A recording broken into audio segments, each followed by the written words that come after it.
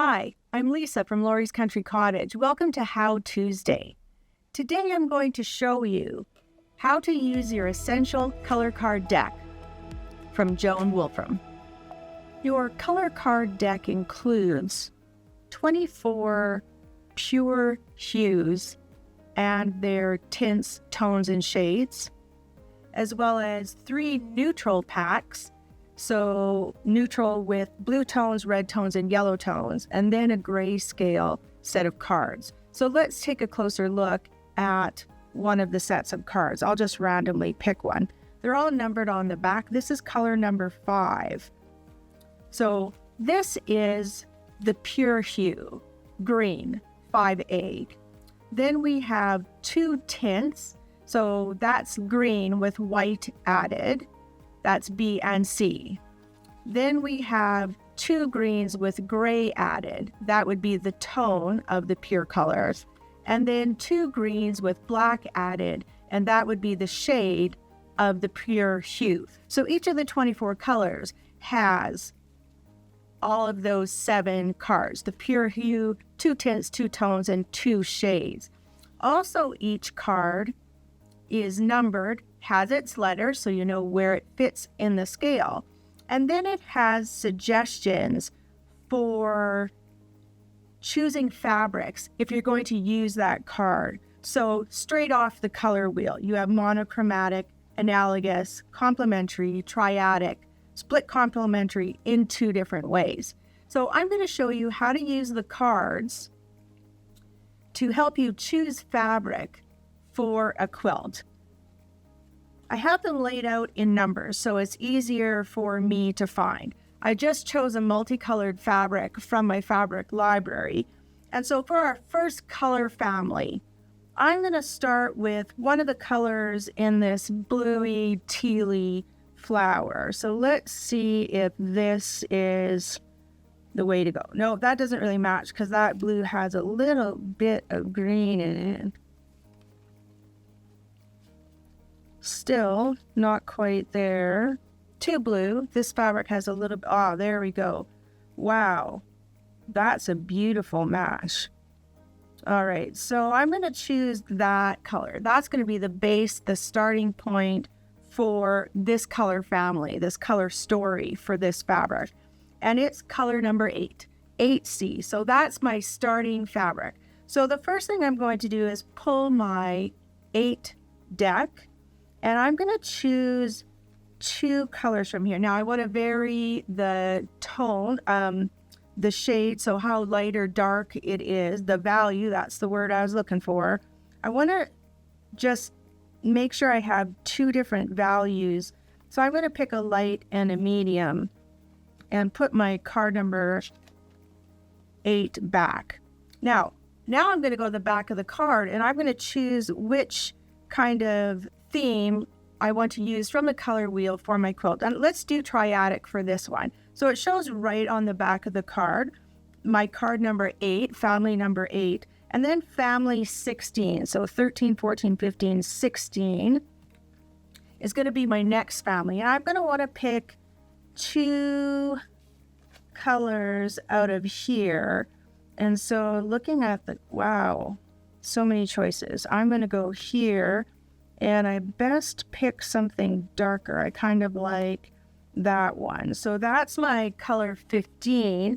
Just picking 2, again, varying the value. And then my third color it suggests is color 24. All right, well, that's right over here, the last deck. And so just looking at my quilt, wow, these are really nice. I like that. And maybe because there's lots of pale yellow, I'll throw in another light.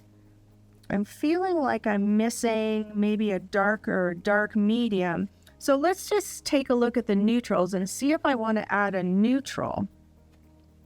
So the neutrals come in browns with a blue tint, brown with red added, and then brown with yellow added. So I'm thinking red's not the way to go. I'm going to go with the blue and just see if there's anything here that I like. No, I don't. I don't feel like there's any neutral in here that I really like. So let's go to the grayscale and see. So this is simply from black to white. Oh, I like the gray. So I think, yeah, it needed just that little spark. All right, so let's put these back. And so here's my first color story for this fabric. Now remember, you're not going to put the equal amount of fabric in every color. So if you want to get a better idea or choose how you want your quilt to look, you can do, this is my main one, so I want to show quite a bit of that. I like that dark, it's a real nice punch. I'm going to move the yellow here and just have a little bit of yellow, bit more pink, little bit of gray. I like that gray. And just a touch of the neutral. So there's one color story for this fabric. Now I can take these cards and go to the fabric shelves in the store and choose fabric, these colors. So let's do another color story because this fabric has so many colors. We can tell all kinds of stories. Let's start with a different color. How about, let's try and find, there's kind of a corally pink there. That's not bad. I think it has a bit more orange in it. So I'm going to go to the next one. Oh yeah, baby, that's nice. Oh, let's throw caution to the wind. I love this one. This one is such a great match for those. So there's my first story. When I choose the first color, I do like to take two different colors from that first pack. I can always put one back. And really, this is quite nice too. Okay, so I'm at color 19. That was my first card I chose. And so let's do a split complementary. So we're going to take this color and then go to the opposite side of the color wheel and choose some fabrics to go with it. I could also choose fabrics on this side of the color wheel and just one complementary one. Maybe I'll do that. That's what I'm going to do. So it says pack number 7. So I'm going to go into number 7. Oh yeah. And maybe this light one is quite nice too. To choose 2 from pack number 7.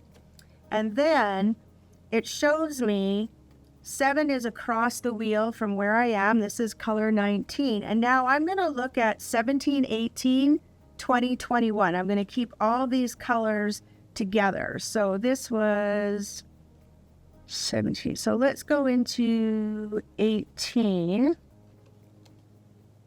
Kind of want to go all the way to 19. So let's go to 19.